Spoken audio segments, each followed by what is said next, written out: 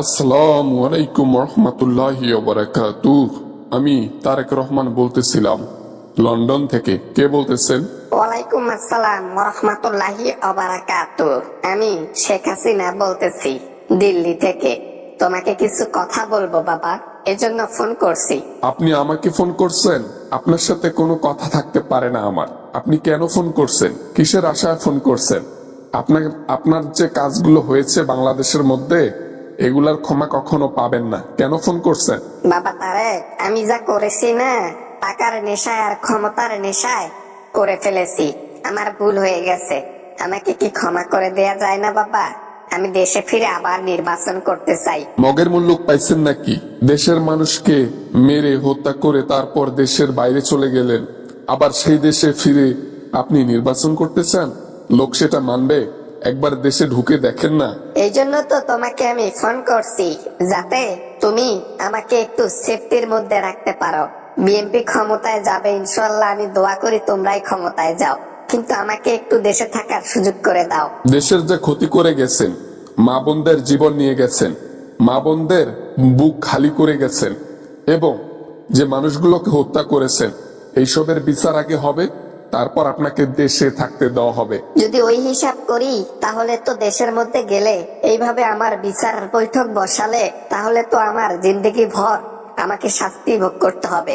কারণ আমি একটা দুইটা মানুষ তো মারি নাই, কয়েক হাজার মেরেছি। এই কমন সেন্সটা আপনার নাই যে এতগুলো মানুষকে হত্যা করে দেশের বাইরে যাবার পরও কোন শরমে আবার এই কথাটা বলতেছেন যে বাবা তারেক, আমি দেশে গিয়ে নির্বাচন করতে চাই। আরে বুকের পাটা থাকলে তুমি দেশে এসে নির্বাচন করো না। আমি এই জন্য এই কথাটা বলতেছি, কারণ আমার মতো মোদিও এখানে দেশ শাসন করতেছে, দেশের মানুষকে ধ্বংস করতেছে। আমি এখানে থেকে ওকে বুঝতেছি এখন, আমি আগে তো বুঝি নাই।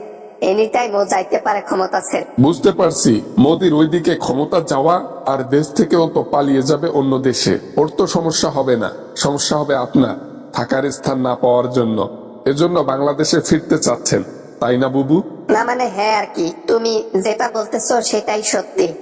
দেশে থেকে অন্য দেশে যাইতে পারবো না, এজন্য বাংলাদেশে আবার ফিরতেই হবে আমাকে। এজন্য একটু আগে আগে সেটেলমেন্ট করে রাখি, যাতে দেশে থাকতে পারি। কোনো সেটেলমেন্ট কাজে আসবে না। বাংলাদেশের মধ্যে আমাদের দলীয় যতগুলো নেতা আছে সবাইকে বিনা অপরাধে জেলের মধ্যে ঢুকায় শাস্তি দিচ্ছেন। ইভেন আমার মাকেও ছাড় দেন নাই। প্রতিশোধের আগুন দাউ দাউ করে জ্বলতেছে বুকে। বাবা, কোনোভাবে পিছনের কথাগুলো ভুলে গিয়ে আমাকে মাফ করে দিয়ে দেশের মধ্যে থাকতে দেয়া যায় না? আমি তো খুব বেশি ক্ষতি করি নাই, আমি শুধু ক্ষমতা এবং টাকার লোভে এত কিছু করেছি। মাফ করে দেয়া যায় না? 16-17 বছর বাংলাদেশের মানুষ শান্তিতে খাইতে পারে নাই, শান্তিতে ঘুমাতে পারে নাই। শুধু তারাই ঘুমাতে পারছে যারা আওয়ামী লীগের পাঁচ আটত। আর এখন আবার আমাকে ফোন দিয়ে মাপ চাওয়াচাই হচ্ছে। রাখেন ফোন। তুমি যদি মাফ করে দাও, তাহলে আমার সবকিছু ঠিক হয়ে যাবে। তাহলে বিএনপির আর কোনো ছেলে পেলে আমার গায়ে হাত দিতে পারবে না। আর তোমরা যদি মনের মধ্যে ক্ষোভ নিয়ে থাকো, তাহলে তো দেশে পাও দিতে পারবো না। দেশের মধ্যে কি বিএনপি নেতা ছাড়া, বিএনপির লোক ছাড়া আর কোন লোক বসবাস করে না? সাধারণ জনগণ তো বসবাস করে। তারা কি আপনাকে ছাড় দেবে? কি ভেবেছেন ছাড় দেবে? কখনোই ছাড় দেবে না। তো এগুলা বাদ দিয়া আপনার মতো আপনি থাকেন, আমাদের মতো আমাদেরকে থাকতে দেন। সামনে নির্বাচন, যদি জয়লাভ করতে পারি ইনশাআল্লাহ একটু ট্রাই করব আপনাকে দেশে আনার জন্য।